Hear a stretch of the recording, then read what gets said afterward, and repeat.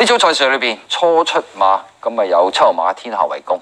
天下為公嘅份係 Mossman，咁呢係馬咧，香港數目雖然真係向來都唔多嘅，咁但係咧有成績嘅就唔少喎。劍斷浪啊、智者啊、開心旅程啦，今季都贏過馬啦。咁呢係馬咧早熟之餘咧，亦都有一定嘅長力啦。好似智者咁啊，沙田千六米可以由頭帶到尾嘅，段快開都得嘅。